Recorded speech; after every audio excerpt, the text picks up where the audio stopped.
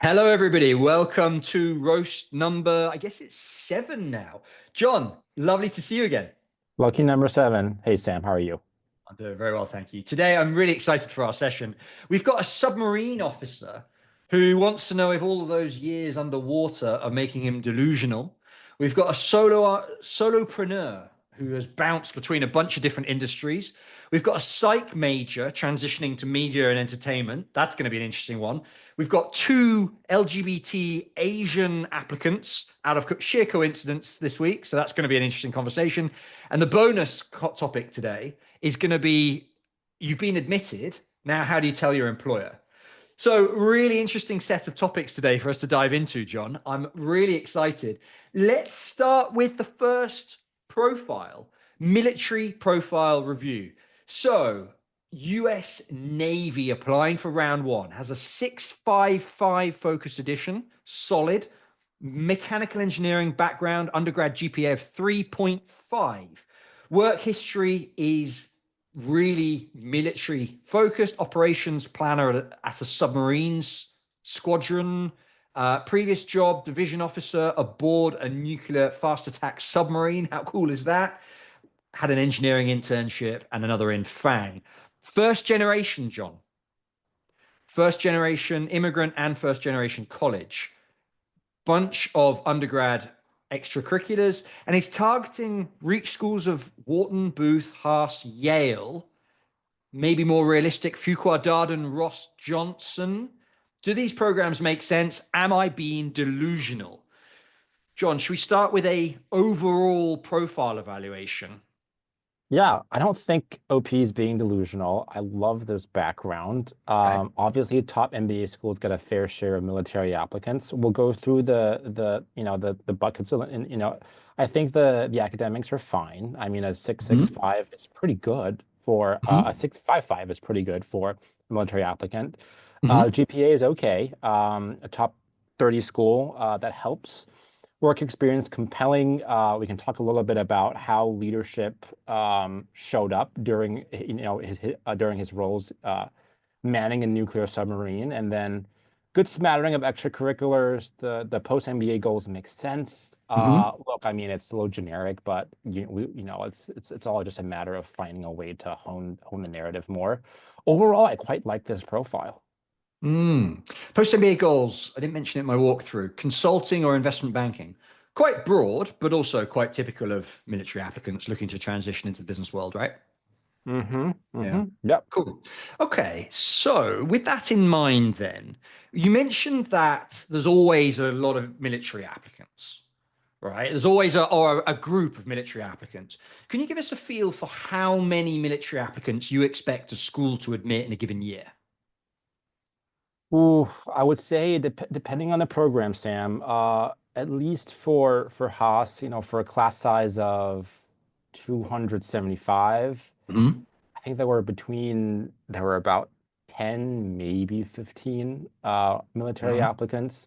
And if Mhm. you assume, let's say 50% yield rate, that's about 30 plus. And so maybe use that ratio and extrapolate Mm. for other schools, I would say upwards of 50 probably. Now Sure. you're putting me on the spot here. Yeah, the rule of thumb I always worked with on this was 5 to 10%, like Yeah, of the class and therefore of the applicants and sort of yeah. more or less Hmm. 5 to 10% of the class. And so the way to look at this is, and I had this conversation with Zach Hoyt, who's one of our colleagues who has a military, in fact, a Navy background. He says that every year, every school kind of carves out 5, 10% of the cohort. So these are going to be military applicants. So as a Hmm. military applicant, you're actually applying against other military applicants more so than the wider pool. So that's an Hmm. interesting way of looking at this. Now, with that in mind, I would like to emphasize what you've said. I think a 655 GMAT among that military applicant pool is fairly strong. I think you're right. I think that's going to put them, if this applicant is competing against other military applicants, that's going to be a small advantage for them. I would also like to mention that to highlight this first gen aspect. That's got to be a beneficial, a Hmm. strengthening aspect of the profile. John, what do you think? Why, like, explain that to somebody who's watching, thinking, why does that make a difference? Well, I think, if you're a first gen, you grew up under different circumstances that don't necessarily position you at an advantage versus those who are not first gen Mhm. applicants, and then that accounts for some level of hardship, and then um, going through that hardship, showing tenacity, that's something that could, it's a positive show for the admissions committee, especially if you're able to demonstrate how that tenacity has served you well throughout your career, throughout your professional career, as well as, your later professional life. And I think that can be an Yeah. asset for, lessons that they teach to their fellow classmates when they're in business school. Sure. I think based off that and continuing your point there, I think there's a really interesting leadership story here for this candidate. So he has had some very clear promotions, some very clear movements within the US Navy, right? There's some clear Hmm. progression there. And it's obviously an industry where leadership is core, Hmm. absolutely core to development. So I wonder if there's a story here around being a first generation immigrant, first generation college student, how that forged OP's leadership style, which was then forged further in the Navy. I think Hmm. that could be a super interesting story. I love that. Yeah. I think Yeah. it says here that, his last performance evaluation put him number one officer in that rank. Well, Wow. what unique style leadership did he lean into? What did he demonstrate? Take us into that control room, show us why you were given that accolade. And I think that could be if not mentioned in one of the recommendations, then, brought to life somewhere in the narrative Yeah, that for should sure. probably be line one of the resume as well, right? Like Correct. point one Yes. on the resume, right up there. Amazing. Okay, excellent. What do you think about these target schools? Is he being delusional? Nope. I think there's a good mix of M7 schools in there as well as, up to T15 schools. Yep. Um, it's going to come down to the military pool from many of these schools. I can say not many of these schools get a whole bunch of nuclear submarine applicants. And so, I think, this person has a leg up here. So I mean, with the current stats, I think he has a good shot. Yeah, I agree. I agree. OP, I don't think you are being delusional. And the question then is, I realize my GMAT may not be high enough, so I'm thinking about retaking it. John, given that we're in towards the end of March now, and this applicant's targeting round one, has a 655 GMAT score, do you think she should be retaking the test or focusing on profile building and writing essays? I think a 655 is okay. If they get if OP gets waitlisted, it's probably because of the GMAT score. Yeah. I would probably reflect on how they've been doing on practice tests. Is 655 the ceiling of what this person can achieve? If not, then I would also Yeah. consider maybe taking it one or two more times, work with a tutor, maybe give it another shot. There's still time for round one. Obviously, we're talking about folks who have many months, but passes by quickly. But you have time. Yeah, Yeah. there's still time. I- I'd echo that. Basically, what you're saying is if you feel like you've got more in the tank on the GMAT, take it again. It's March. Hmm. Spend April, maybe May doing the GMAT, and then start the applications promptly. If you feel like you've been scoring 600s in your practice tests, and then you come in with a 655 and think, oh my God, how have I done that? That's great. And you've somehow absolutely smashed out the park in your test, and you don't think there's that much chance of improving it, then park the GMAT and move on to the essays. Yep. Yeah, nice. Okay, awesome. Good conclusion there. OP, I like your profile. One last thing I'd like to mention is, as I mentioned earlier, we have in our ranks at Sandwich Consulting, we have our colleague Zach, who is a US Navy graduate or alumnus who studied at Harvard and would absolutely devour your profile. So please get in touch, and we'll put you in touch with him to maybe work with on your round one application. I think he would love this. I think you together would build a really, really strong story. Okay, John, let's move on to profile number two. We have an interesting one here. This is one of my favorites. The 28-year-old male self-employed entrepreneur. Okay, 28-year-old male from the USA, African American, undergraduate degree in sports, 2.74 GPA. Ooh. Ooh, explanation later. There's something going on there. Internship in the supply chain division of a hardware recycling company.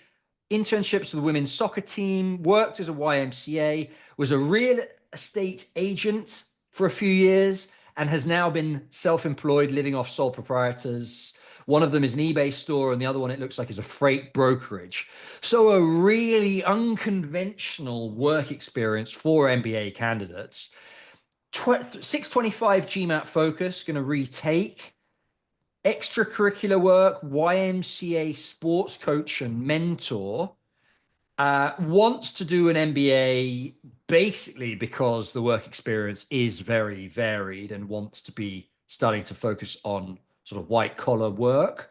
The target schools, mentioning McCombs, Rice, Babson, Darden are the main schools on the list, and then explains the 2.74 GPA as basically being immature. Okay, where do we start with this? So much to get stuck into. I think what I'll do is I want to give a bit of an overview of this profile from an academic standpoint. So 2.74 GPA is obviously really, really bad. John, how bad is a 2.74? Can you kind of give us some context on that? Oh. A sub-3 GPA is bad news typically. There are folks who get into schools with a sub-3 under very extraordinary circumstances. Mm-hmm. The circumstances here, oh, it looks like, well, I mean, it seems like OP, improved up to a 3.5 by the end of their academic career, Mm-hmm. but I'm not seeing any indications of hardships at home, medical conditions to grapple with. Without that, just saying, I had a tough time adjusting. I don't Yeah. know if schools will be able to buy that. Not even those schools on his list. But what do you think, Sam? I was going to say, well, hopefully there's a really strong GMAT score to offset it. Yeah. 625. It's just not that strong, is it? Yeah, and that goes to his it kind of goes back to his question about GMAT versus GRE, right? Yeah. So the question here, wondering about switching to the GRE at the last minute, would it be beneficial? As I've read, the quant is slightly easier. Don't know if the GMAT test prep translates to GRE. Hmm. Um, I Well, Go on. well, as someone who's taken both, there are overlaps. Now the only big difference between the GRE, well, one of the biggest differences between the GRE and the GMAT is that there's a big vocab section in the GRE, and that Right. involves some amount of studying, and it's, you study it from a word bank and helps for like 65, 70% of it. But the reality is that schools are a little bit more lenient when it comes to the GRE versus over the GMAT. And this is a Mm. narrative that we've shared in prior sessions before. So let's take an example. OP is interested in applying to McCombs, right? The Mhm. average non-focus edition GMAT for McCombs is a 705. But then if you look at what their average GRE score is, that's a 321. A 321 translates to about a 650 to 660, right? And so if without much effort, OP is able to perhaps take the GRE cold, see how they do, and if they're scoring in the 320 plus realm, I would rather submit the GRE over the GMAT. Yeah. So, two aspects to this. One is certain people tend to score better in the GRE, and that might be OP. But two, schools are more forgiving of a relatively weak GRE score, as evidenced by the stats you just mentioned. Hmm. So Yep. that is probably quite a good strategy, OP. Checking out the GRE, you have time, right? Well, actually, does he have time? Applying for round three schools listed above. So there Ooh. might be a time constraint as well, John. Well, in that case, Godspeed. Yeah, Godspeed, work hard.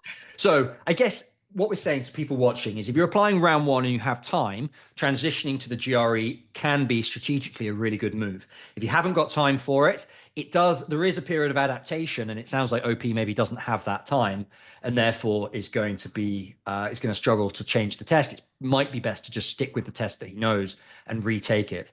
Okay. Talk to me about this really varied work experience, John. Internships in supply chain, sports, worked at the YMCA, was a real estate agent, and then has sole proprietorships.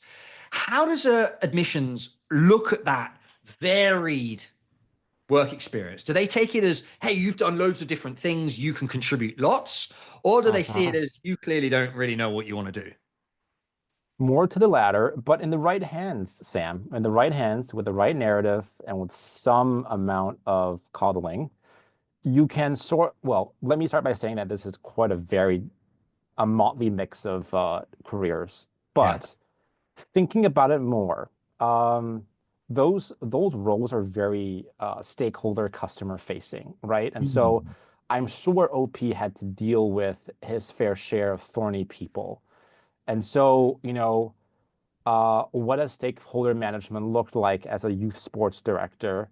What has motivating people looked like as a real estate agent? And, Mm. what has this person learned about selling electronics online? I would focus on the lessons that they learned, how they've been able to um, build meaningful relationships with people, convince people, corral people, the lessons that they took from them, and how and sort of package it up into this narrative about how this person has become adept at dealing with all kinds of people. I think Love that that. could be one way to spin it. But I do agree with you, Sam. It's a little scattershot, but um, I'm seeing a silver lining here. Not sure if you are too. Yeah, I agree. I agree. I think if you can weave these together into a common leadership style, if you can identify the leadership trait that you used in each of these roles, and you tailor your application around that theme, and crucially, your post MBA goals around that theme, you could make it work, maybe not to your advantage, but certainly mitigate the damage. Yep. Okay, interesting. Um, the conclusion then is it's a bit of a unconventional and messy round three application. Anything could happen.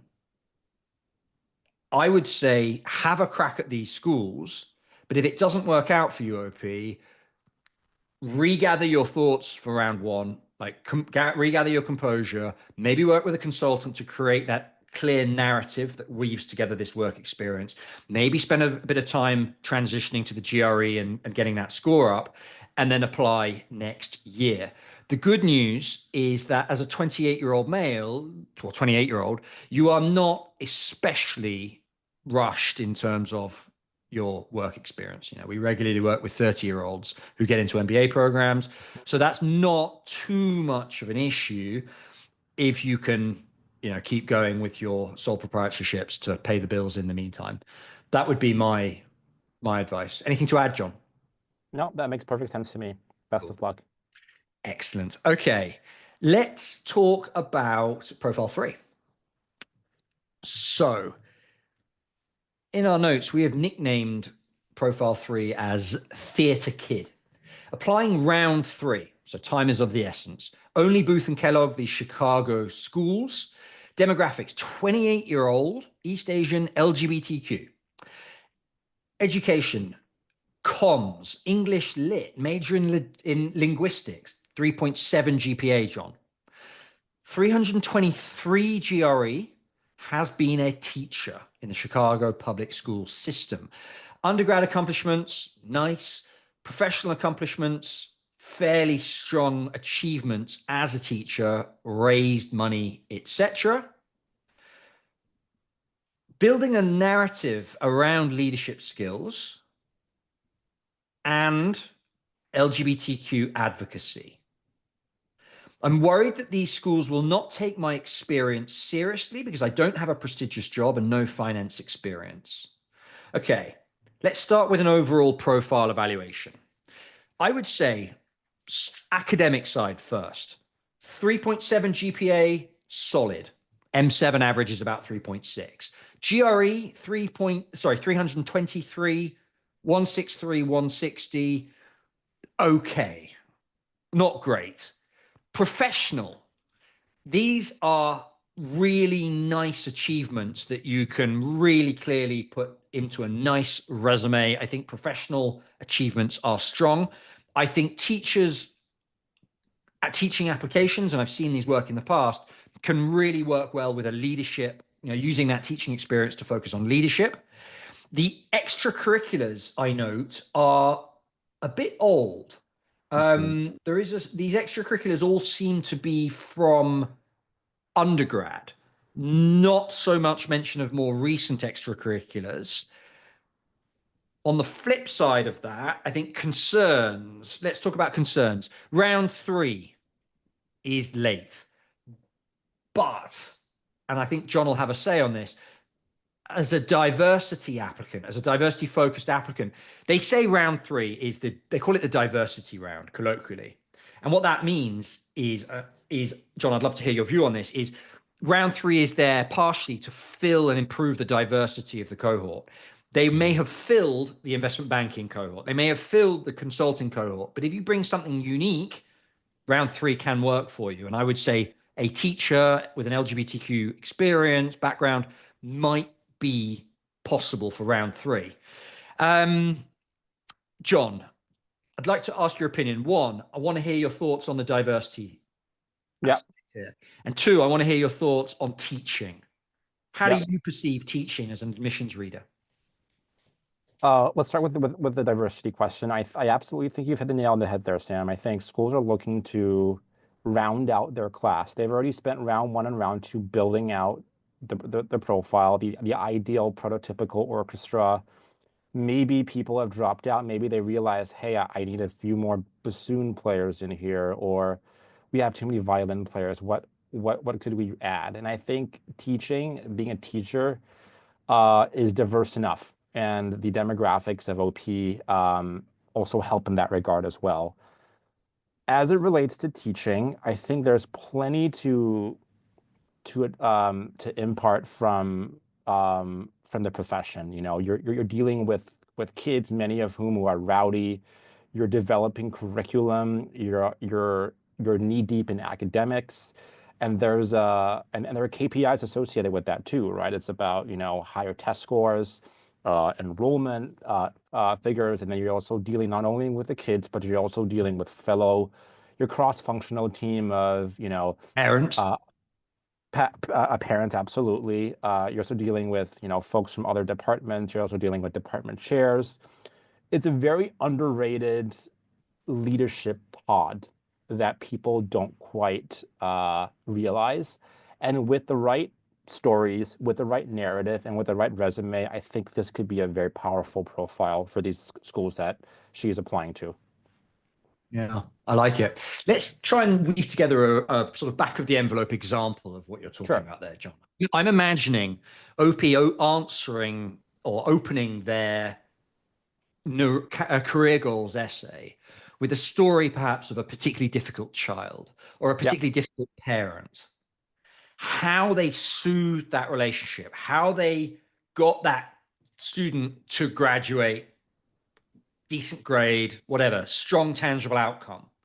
What leadership traits they used to get those results, how those leaderships translate to the goal after the MBA of whatever that may be.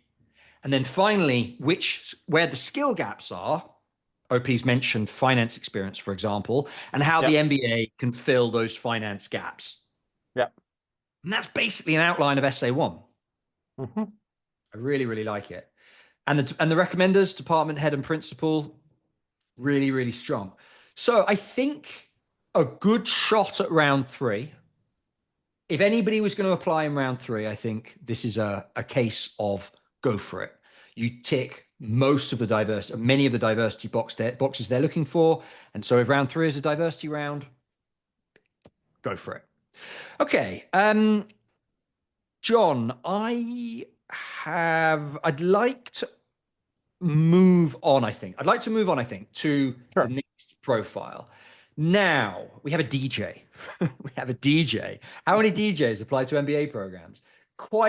I've seen it work in the past. So 27-year-old female working, wants to start MBA in fall 2027, graduated NYU 3.85, applied psychology, 4 years of work experience in ad tech, 3 years life sciences, marketing coordinator, executive assistant, one as an account manager.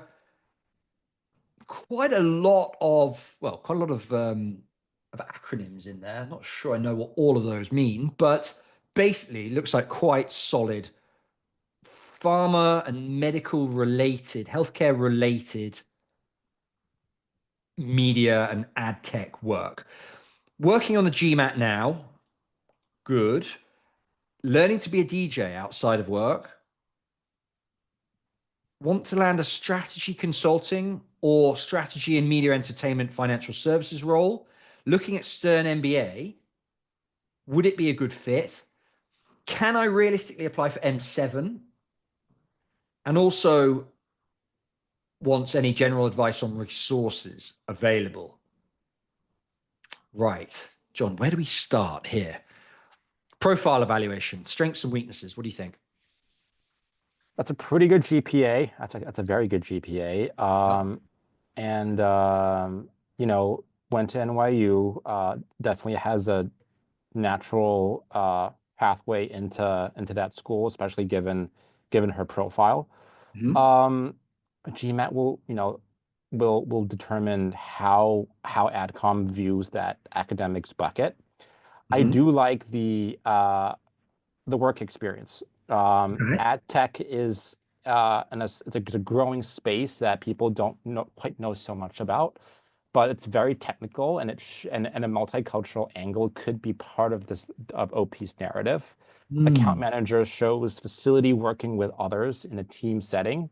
And there's a clear sort of impact associated with, she did $7 million worth of business with the company. Depending on how big the company is that significant for the organization? That could be a really big example of tentpole achievement that, she could write about. I think now it's about weaving this into what she wants to do in the future, right? What has she noticed in the tech industry? Has she noticed anything displaced? Is she noticing that she knows any gaps that she wants to go ahead and address? I think the goal and the GMAT are the missing pieces here, but I think a couple of the M7 schools might be interesting to her. I think Columbia naturally, just because of the New York location. I would also probably say Kellogg as well. I think Kellogg has a great media and communications Northwestern has a great media and communications program that she could take advantage of and get resources from. And I think Chicago Booth has done some really interesting stuff in the advertising the ad tech space in terms of research. So there are a couple of M7s that could be interesting to her. I would rest my case until I see that GMAT score, though. Yeah, interesting. What GMAT do you think she needs? Oh, I would say at 665, 675 plus for the M7s. Although, her GPA is pretty good already. And so anything above a 655 is probably the bare minimum at this point. But to get her sort of in that sweet spot for those M7 schools that I mentioned, Columbia, Kellogg, potentially Booth, I would say 665, 675. Yeah, I'm aligned with you on the GMAT score. One angle that I want to add is one of the advantages of ad tech is it's super data driven. And OP is going to have, if they do a bit of digging, it's going to have heaps of data to back up their achievements. So, for example, this did $7 million of business. I think there's probably more there.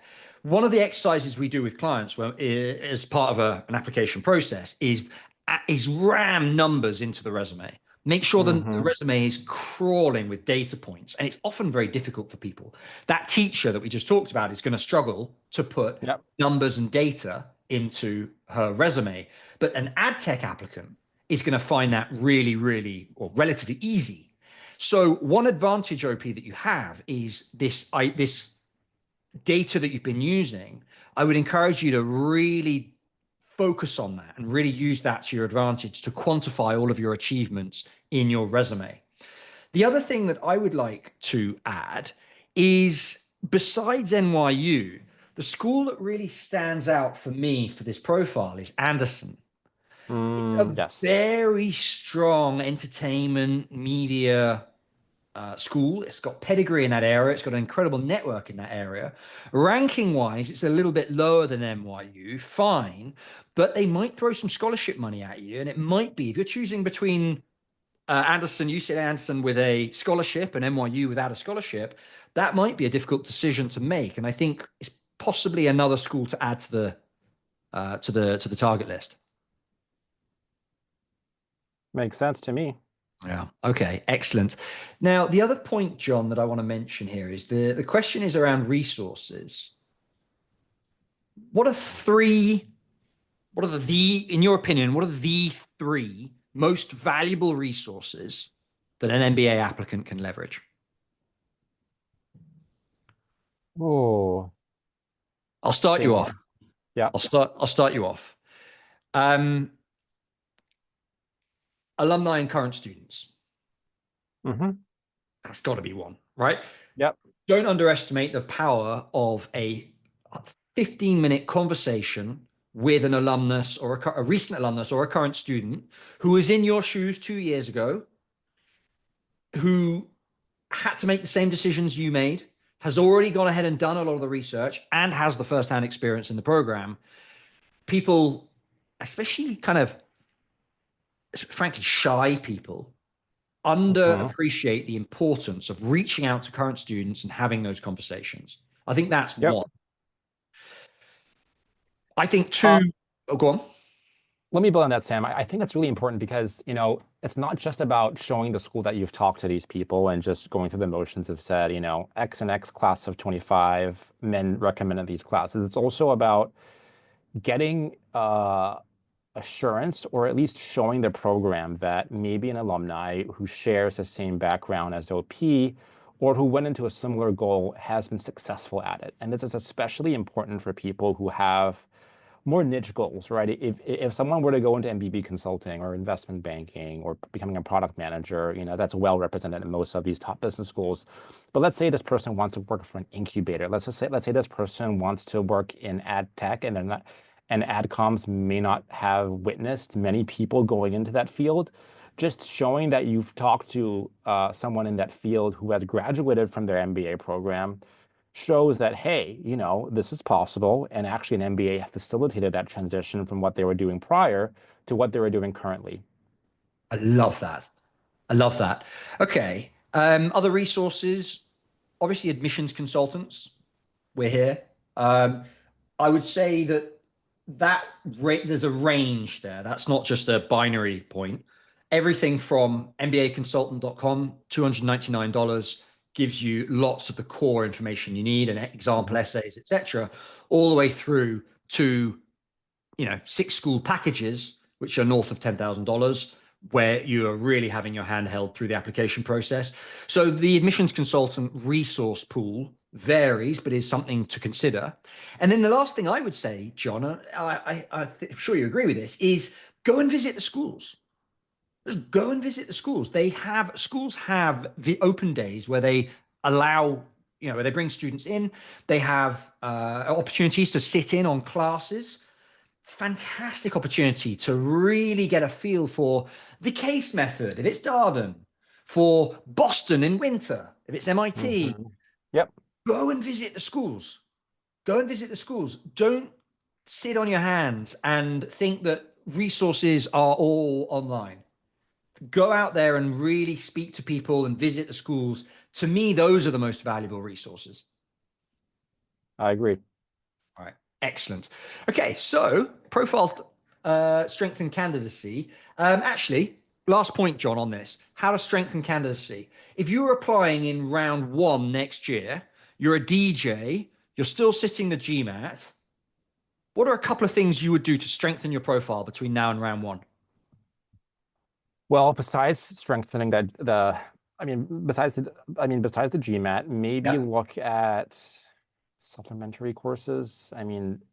Depending on the quant profile, that could be one. Although, if you have enough data, if you have enough data chops to show what work experience, I think that's okay.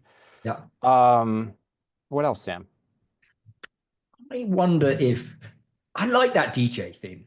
And I mentioned Yeah. it right at the start. I like this idea. Why do I like it? I've worked with a handful of people who've had these kinds of experiences. And you can turn that into a leadership role that's really, really impactful. For example, organizing parties, Yeah, organizing events. You sure. say, I'm a DJ. Okay, great. You're not applying to DJ school here. You're applying to business school, but that can still be a translatable skill. If as a Mm-hmm. DJ, you're working at marketing events, maybe you're Mm-hmm. making social media content, maybe Mm-hmm. you are building a network of marketeers. Organizing events directly translates to an MBA. I was social chair of our MBA program and I Sure. organized events week in, week out. And that definitely added value to my classmates. So I would say that one other thing that you could do between now and the MBA is try and write a log of these events that you're throwing. Try and write a log or a bit of a diary about a typical event and start thinking about what are the leadership skills you're using in that process. Organizing a party, no one's thinking, oh, this is a leadership skill that I'm using, but you are. And if you can start writing a bit of a diary about that and start introspecting about your leadership style as you organize events, that would be a really interesting angle to bring into your application in 2 or 3 months' time. I love that. That's a great call, Sam. And look, Brilliant. even if it were just saying that you organize parties, I think having an opportunity to throw in sort of like a big brand name in there could help sweeten the entire pot. I'm making this up here as a resume line, like DJ'd for 20 events locally in the New York City area, including, this for this brand, ran logistics, Name drop the sponsors, name right? drop What the sponsors, fine exactly. Yeah. sponsors is here? Yeah. Coca-Cola sponsorship, Heineken Yeah. sponsorship. Yeah. I love it. Okay, good. So I realize we've bounced around a bit there, but hopefully value for OP. Really, really like your profile. Interesting story. Lots of interesting angles here. Great work. Okay, John, let's move over to the next profile. In our notes, profile is labeled as banker and Pilates princess. Okay, so 30-year-old Asian bisexual dual citizen US Asia neurodivergent with official diagnosis, US citizenship, never lived in mainland US, grew up in Asia. Really an unconventional, interesting background there. 3.2 GPA, bachelor's degree in social development. 10 years of work experience total because she started working at 19. So if she had graduated 3 years later at age 22, which is more conventional, then the work experience would be more like 7, which is in line with MBA programs.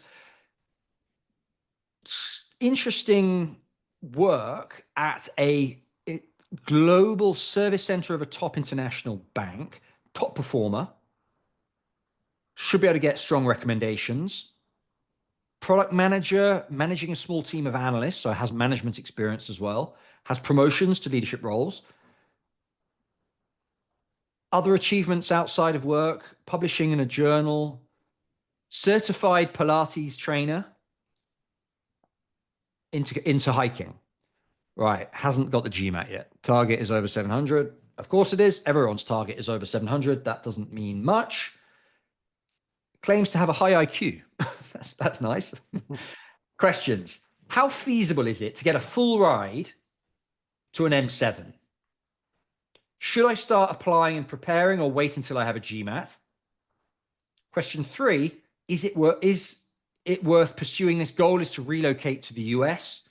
Should I move to the US and get work and then apply for MBAs, or apply for MBAs while in Asia and then move to the US? So, interesting questions there. John, let's start with a profile overview. What do you like about this profile? I like the background. I think dual citizens, especially if one's US, really helps add a little bit of color to the applicant, and also indicates to, the admissions committee that they're able to get a job without concerns for a visa when they graduate. Mhm. I think the work experience is pretty compelling. Started work at 19, look, 10 years of work experience, bookending with a project manager role in a space that's pretty hot, right? Payments, which can delve into which you can have different veins of. You can go into investment banking, you can go into fintech, you can go into, a strategy role at a bank. So pretty versatile there. Neurodivergent. I think that's also an increasingly um, um, common trait among high-profile applicants to these schools, just talking about how that's shaped their life, Yeah. and how it's gotten them to unlock certain um, areas of their intellect that they now leverage for certain work tasks. It's always interesting to delve into that. Yeah. Uh, you know, had a former client who was similar in that way.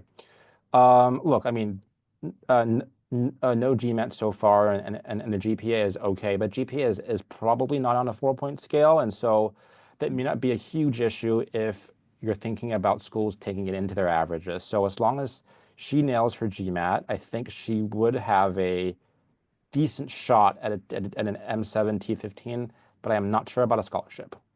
Yeah. Okay. I I'm going to go a bit stronger than that. I think that a full ride to an M7 is basically not going to happen. It's Yeah. not going to happen. In my whatever, however many years of admissions consulting I've been doing this, the biggest scholarship I've seen to an M7 is about $120,000 out of tuition fees of 170 or so. That's the biggest I've ever seen, and that was absolutely exceptional profile.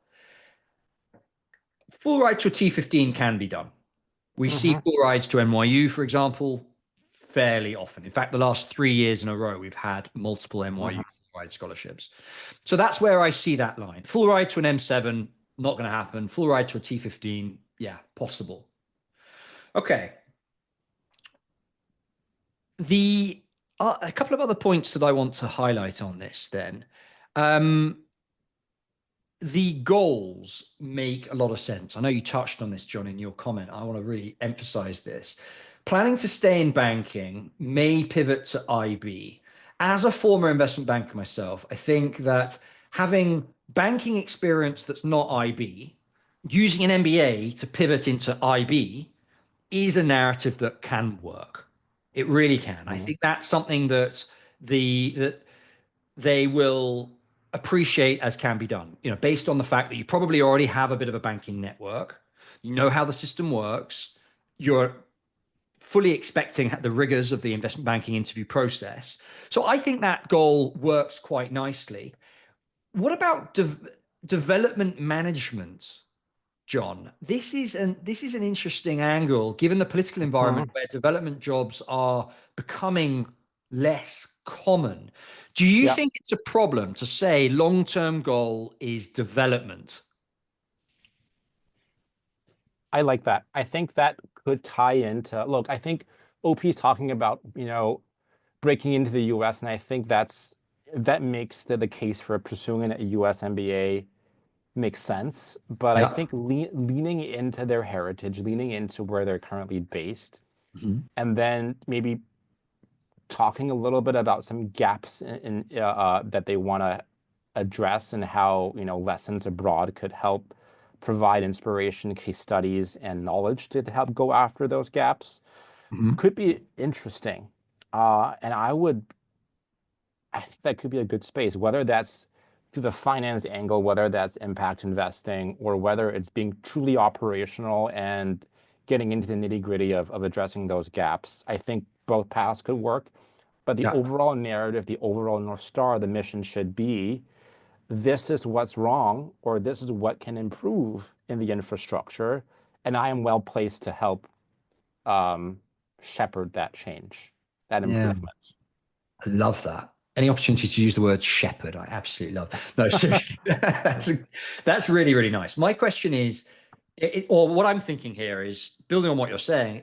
It looks like there's an opportunity for a narrative that is along the lines of where I grew up, there is a lack of, for example, payment infrastructure. And you can maybe point to an example of parents saving in cash and getting robbed when we were growing up, for example, and really show an example of that challenge facing the country. That's why I moved into this work, and why I wanted to focus on banking in our uh, in our um, in our country.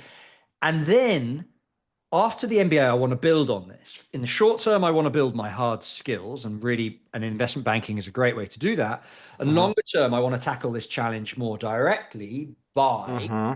maybe there's a long-term goal that really directly addresses the challenge of financial education in this particular Yep. country, for example. That fits together really neatly. One aspect that I'm not sure how it fits in, and I would be keen to use, is certified Pilates trainer.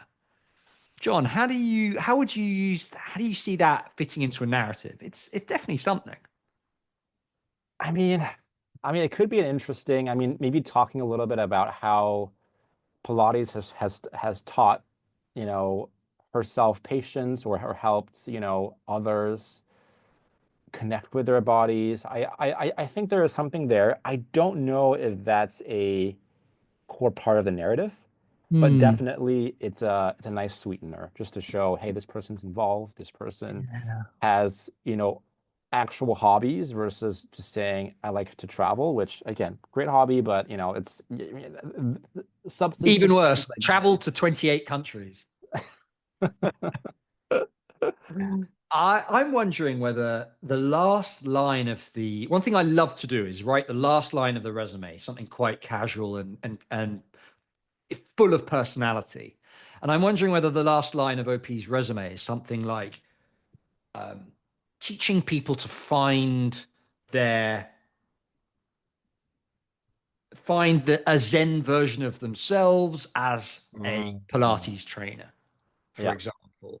yeah. Or another idea could be if there's a way of contributing this directly to in the essays, it could be a direct contribution to the school. For Oh, example, yes. Duke Fuqua asked, give us 3 contributions you're going to make to our program. And you could have a couple of academic focused contributions, maybe clubs, whatever. But the third contribution could be, and I will host Pilates or Mhm. training sessions for students to support their mental well-being during busy times of the year, Yeah, for I love example. it. That could be a nice way of weaving that into a narrative and into an essay as well. Okay, Hmm. good. Interesting story there, OP. Really, really like it. Okay, John, as we start to wrap for today, we have an interesting bonus question. This applicant is, or congratulating everyone on getting acceptance this week. Has had fortunately got into a couple of programs and is asking people how to approach resignations. So obviously you have been admitted into a full-time MBA program. Sometime between now and the start of that program in the upcoming summer, you're going to have to quit your job. And the OP is asking how to do that. It's quite an interesting topic. John, thoughts on this? Well, best to do it. Well, you got to test the waters, take the temperature a little bit. Do you think, is OP nervous that telling them early will jeopardize, their job? And in which case, if it does, then maybe you could just take that time off earlier. Mm. But I think you need to maintain that relationship with the place that you work, because you would eventually need that as a reference, um, for when the business schools call up, their company and ask, details. And usually details is like, has this person worked here? What were the dates? Or, when a future employer, an internship manager calls, or needs a reference, these could come a good reference can go a very long way. So I would err on the side of caution. Usually 2 months is a good amount of time. And, another option is to stagger it. You could tell someone you trust well, and then ask for their advice, and then gradually make your way around the company. And then at that point, it's pretty obvious that people know what's going on. But I mean, key takeaway from all of this, yes, notify them early, focus on maintaining that relationship with the company. I would err on the side of caution here, Sam. Yeah. As a former investment banker, which is notorious for sort of performance-based pay and bonus rounds and that sort of thing, I'm going to be a little bit more strategic on this, a little bit more cutthroat, you could say. I think you've got to be, firstly, you just got to be super strategic about when you tell them. If you're expecting a bonus, do not tell them before the bonus is paid and the money is in your bank. Because there's a quick way to zero your bonus is by saying too early or letting the secret slip too early that you're planning on leaving. That's an issue. I would say that, as you say, really important to keep the relationships as generous as possible, as positive as possible, because you're going to need them for references, etc. What does that Yeah. really mean? How do you keep the relationships positive? One, I think you've just got to be super professional about doing this. Super professional. What does that mean? Polite, direct, firm, and in line with the established timelines of your contract. As long as you do, if your contract says give 2 months notice, give 2 months notice. But if Yep. it says, but give 2 months and 1 day, right?